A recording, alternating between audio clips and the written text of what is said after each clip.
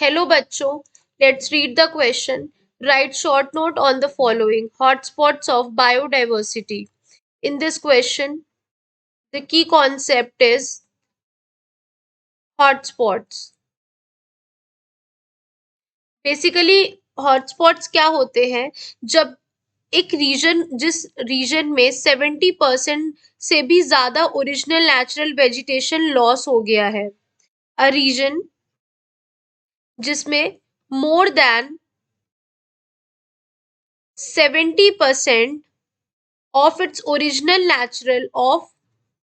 natural vegetation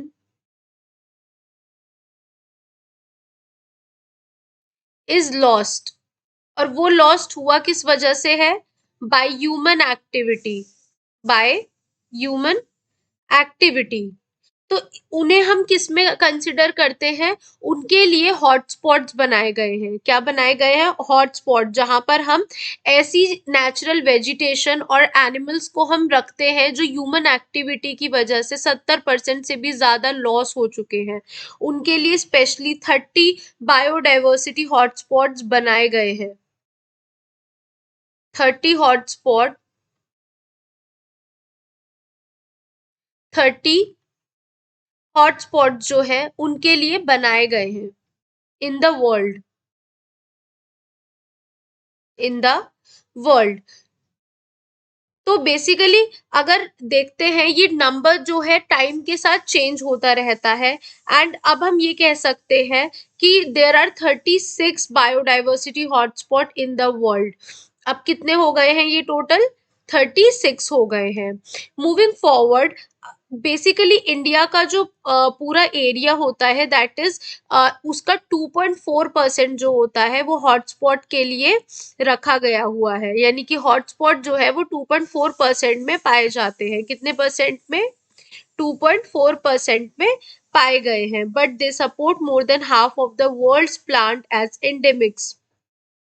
अब अगर हम बात करते हैं तो they play a major role. ये एक मेजर रोल प्ले कर रहे हैं। बेशक इनका एरिया इतना ही है, लेकिन उतने एरिया में भी इन्होंने प्लांट स्पीशीज को बहुत ज्यादा हद तक क्या कर लिया है?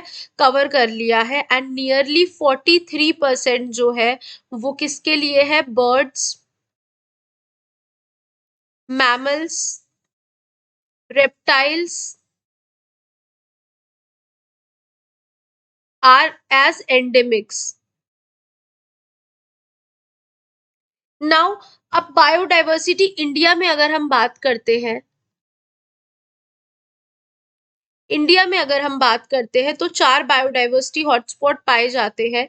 पहला होता है Himalayas, Western Ghats,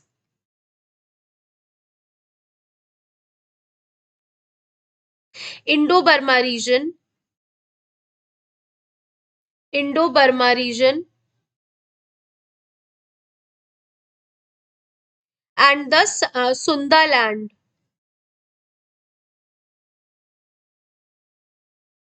and the Sundaland. तो ये सारे क्या है? ये सारे हॉटस्पॉट्स एंडेमिक स्पीशीज को अपने अंडर कवर करते हैं। क्या करते हैं ये सब? अपने अंदर जितने भी हॉटस्पॉट्स है, ये जितने भी, ये सारे अपने अंदर एंडेमिक स्पीशीज को कवर करते हैं। तो these are some of the biodiversity hotspots. So we have seen their importance, we have seen the numbers, we have seen different types of biodiversity hotspot. Hope you guys understand. Thank you.